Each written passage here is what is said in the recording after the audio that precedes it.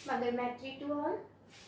हम लोगों ने डिस्कस की थी अपनी इनवर्ड लुकिंग ट्रेड स्ट्रेटजी या हमारी इंपोर्ट सब्स्टिट्यूशन स्ट्रेटजी। ये जो हमारी स्ट्रेटजी थी इसके हमारी इकोनॉमी पे गुड इम्पैक्ट्स भी हुए और बैड इम्पैक्ट्स भी हुए। तो हम पहले देखेंगे कि ये जो हमारी स्ट्रेटजी थी इसने हमारी इकोनॉमी पे क्या गुड इम्पैक्ट्स डाले या इसके क्या पॉजिटिव इफ़ेक्ट्स हुए हमारी इकोनॉमी के ऊपर। पहला है high rate of industrial growth. जो हमारा इंडस्ट्रियल डेवलपमेंट था वो हमारी इस इंपोर्ट सब्स्टिट्यूशन पॉलिसी के बाद में इंक्रीज हो गया। Despite green revolution the percentage contribution of industrial sector of GDP increased from 12% to 25%।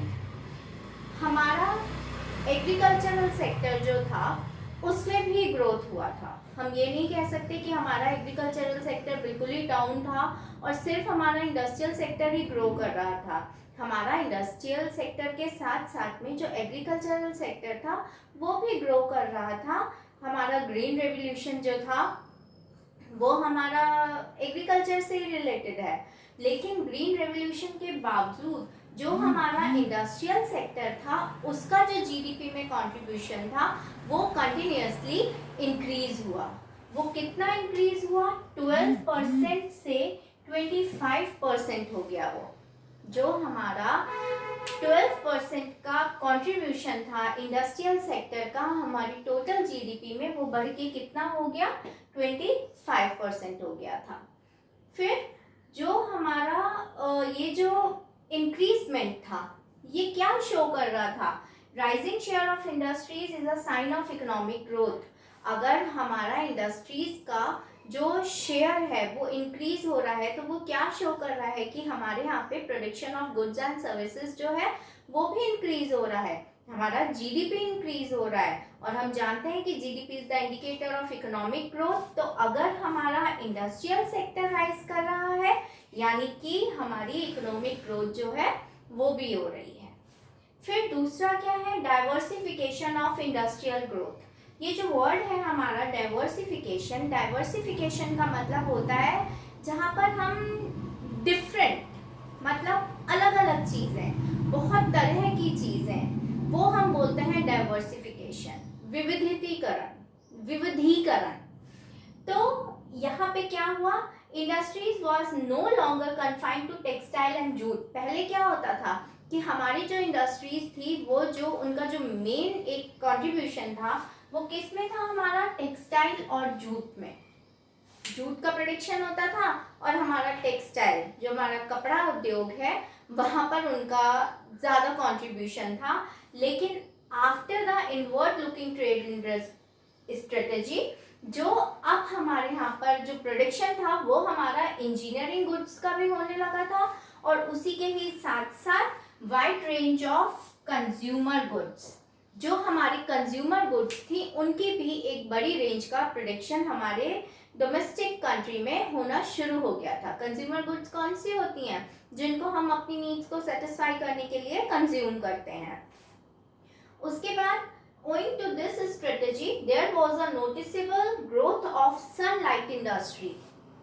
After the inward looking trade industry हमारी इकोनॉमी में एक हमारी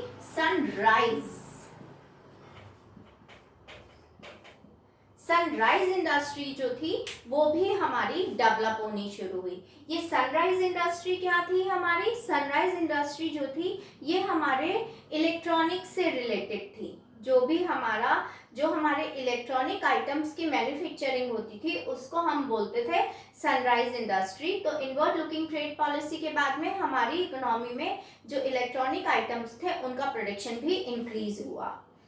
फिर growth of automobile industry. Automobile industries हमारी जो भी हमारी गाड़ियां हैं, हमारे उसके पार्ट्स हैं, जो इस तरीके का जो प्रोडक्शन था वो भी हमारी कंट्री में इंक्रीज हुआ हमारी इनवर्ड लुकिंग ट्रेड पॉलिसी के बाद में या हमारी इंपोर्ट सब्स्टिट्यूशन स्ट्रेटेजी के बाद में। फिर इसका जो तीसरा गुड इम्पैक्ट था वो क्या था, अपॉर्चुनिटीज ऑफ इन्वेस्टमेंट, यानी कि अब इन्वेस्टमेंट की जो अपॉर्चुनिटीज थी वो इंक्रीज हो गई थी, हमारा जो इन्वेस्टमेंट था वो हमारा इंक्रीज हो गया था। इसका एक रीजन क्या था कि जो इम्पोर्ट सब्स्टिट्यूशन जब हमारा हुआ, या जब हम उन चीज़ों का प्रोडक्शन अपने यहाँ ही करने लगे जो हम बाहर से इम्पोर्ट करते थे, तो हमारे पास जो फॉरेन एक्सचेंज रिजर्व था वो हमारे पास सेव होना शुरू हो गया, और वह पैसा अब हम अपने डोमेस्टिक प्रोडक्शन में यूज करने लगे, जिसकी वजह से क्या हुआ कि हमारा जो इन्वेस्टमेंट रेशो था या हमारा जो इन्वेस्टमेंट लेवल था वो भी हमारा इंक्रीज हो गया। इसमें क्या हुआ, protection to small scale industry open new opportunities for those who did not have much capital. जो स्मॉल स्केल इंडस्ट्रीज थी, हमारी स्मॉल स्केल इंडस्ट्रीज हमने अपने प्रीवियस चैप्टर में स्टडी की थी कि जहां पर भी हम 5 करोड़ से ज़्यादा का इन्वेस्टमेंट नहीं कर सकते हैं, तो स्मॉल स्केल इंडस्ट्री जो थी उनको प्रमोट किया गया, उनको प्रोटेक्ट किया गया, जिसकी वजह से जो ऐसे लोग थे जिनके पास में पैसा नहीं था अपना काम शुरू करने के लिए, उन लोगों को भी काम शुरू करने के अपॉर्चुनिटीज उनको मिली, अवसर उनको मिलने शुरू हुए। और जब new investment opportunities implied self employment, जब लोगों को नई नई अपॉर्चुनिटीज मिलनी हुई, हमारे यहाँ पर जो प्रोडक्शन ऑफ गुड्स था वो हमारा इंक्रीज होना शुरू हुआ, तो क्या हुआ, जब हम छोटी छोटी चीज़ों का भी प्रोडक्शन अपनी ही कंट्री में, अपनी ही डोमेस्टिक टेरिटरी में करने लगेंगे, तो उनको प्रोड्यूस करने के लिए इन्वेस्टमेंट भी ज़्यादा हो रहा है, तो लोग भी ज़्यादा आने शुरू होंगे। और क्योंकि हमारी स्मॉल स्केल इंडस्ट्रीज का जो हमारा इन्वेस्टमेंट लेवल था वो भी हमारा ज़्यादा नहीं था, तो यहाँ पे ज़्यादा लोगों का एम्प्लॉयमेंट शुरू हुआ, ज़्यादा लोगों का यहाँ पर काम करना शुरू हुआ, और उसकी वजह से जो सेल्फ एम्प्लॉयमेंट था वो भी इंक्रीज हुआ।